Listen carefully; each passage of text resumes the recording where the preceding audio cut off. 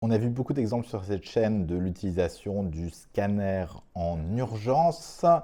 Je vous propose de faire quelque chose d'un petit peu différent puisque cette fois-ci, on va essayer d'explorer une complication post-opératoire. Un patient qui a déjà été opéré et chez qui eh bien, les suites ne sont pas parfaitement comme on le souhaiterait et on a besoin d'en savoir un petit peu plus. Et pour en savoir un petit peu plus, rien de mieux que le scanner pour voir ce qui se passe en détail. Et c'est ce qu'on va voir dans ce dossier. C'est parti. Bonjour à tous, je m'appelle Mickaël Oana, je suis radiologue au CHU à Strasbourg. J'ai le plaisir de vous retrouver pour cette nouvelle vidéo. Cette fois-ci, on ne va pas parler d'un patient qui va aux urgences, mais d'un patient qui est déjà passé aux urgences pour une urgence digestive, qui a été opéré. Il a été opéré d'une cholécystectomie un petit peu compliquée. Il y avait une fistule digestive. Il a nécessité une laparotomie. Nous sommes à 3 jours de l'opération et le patient présente des douleurs abdominales avec un petit syndrome inflammatoire persistant et une hémoglobine qui est en diminution progressive sur les bilans de suivi.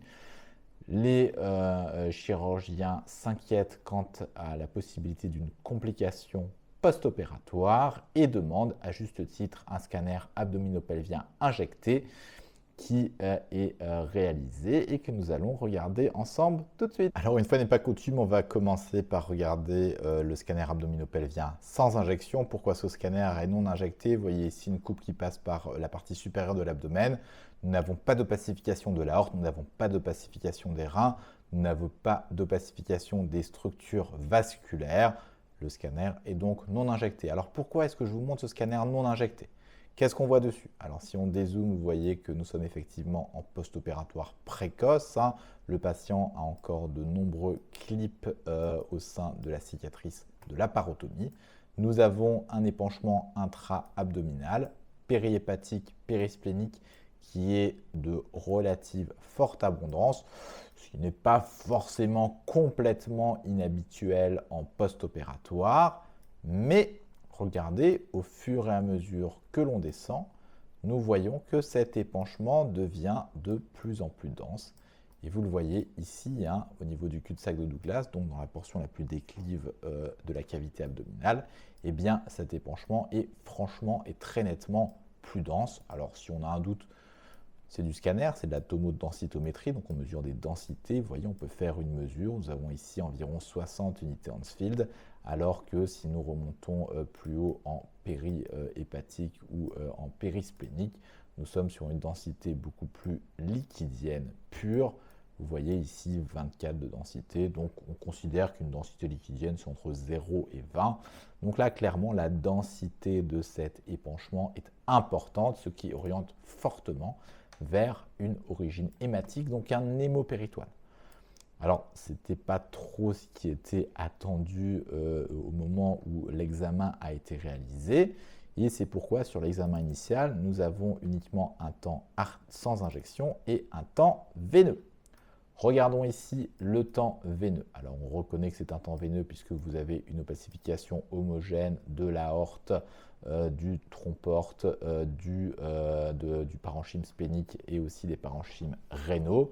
Et nous voyons eh bien, un bon rehaussement des différentes anses digestives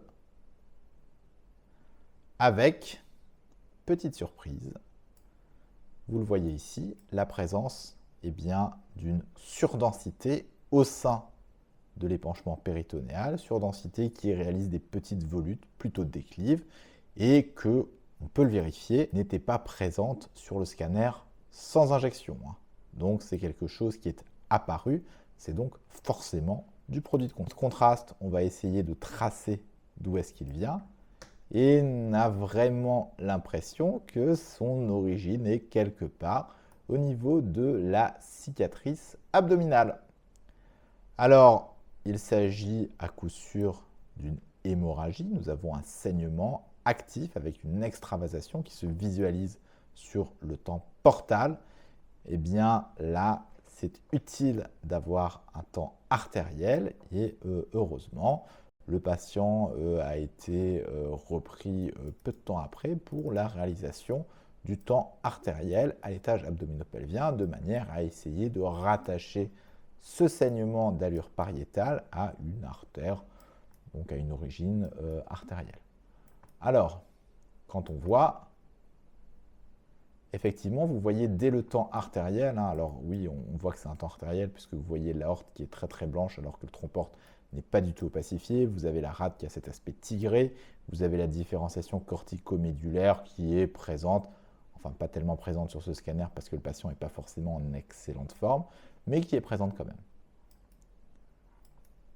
Et donc, vous le voyez, nous avons ici la présence d'une fuite de contraste qui est moins intense que sur le temps portal, donc forcément, puisque cette fuite se majore entre le temps artériel et le temps veineux plus tardif, mais qui est déjà présente et qui permet de localiser de manière certaine l'origine du saignement et donc l'origine de l'hémopéritoine à une branche artérielle pariétale, possiblement une branche de l'artère épigastrique inférieure.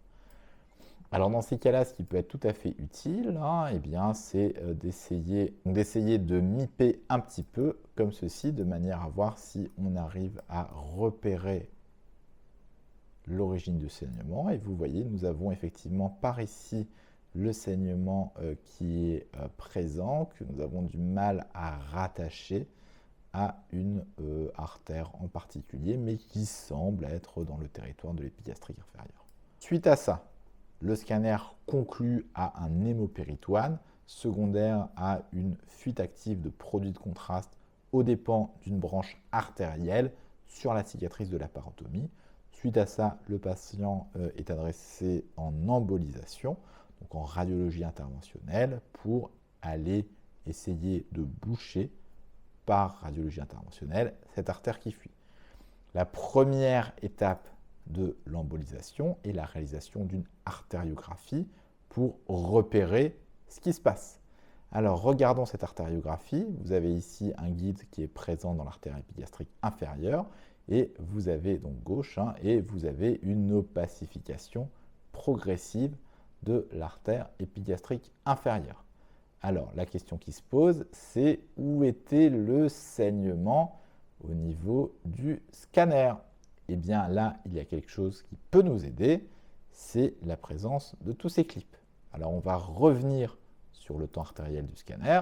Donc voici notre temps artériel, on va mipper ça de manière importante pour sommer au maximum la lésion. Nous repérons ici la fuite active à l'origine du saignement et nous voyons qu'elle se situe exactement dans la concavité de cette courbe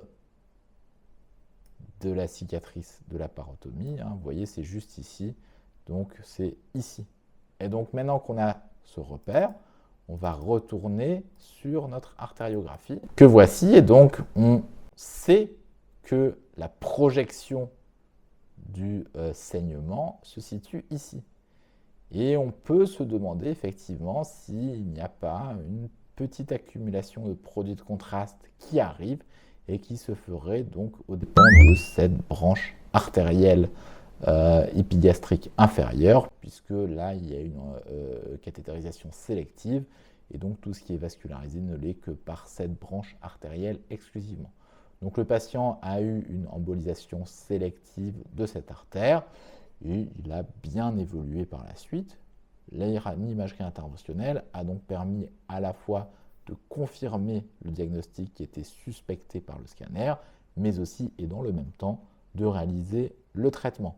Tout ceci, quand on regarde, c'est fait à une vitesse incroyable, puisque entre le moment du premier scanner, le moment du temps artériel et le moment de l'artériographie avec embolisation, il s'est écoulé moins de 6 heures. C'est assez exceptionnel. Bravo aux équipes. J'espère que ce rapide dossier vous aura plu. Il nous aura permis de voir que le scanner peut également être utilisé pour le dépistage des complications post-opératoires. Il nous a permis aussi d'approcher un sujet qu'on évoque peu dans la chaîne puisque ce n'est pas ma spécialité mais qui est extrêmement important, qui est la radiologie interventionnelle, c'est-à-dire la possibilité de soigner avec l'utilisation de l'imagerie pour guider les gestes de manière mini-invasive, sans faire de cicatrices.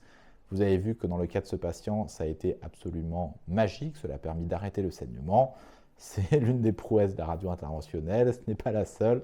Voilà, j'espère que ça vous aura plu et je vous dis à une prochaine vidéo. Bye bye!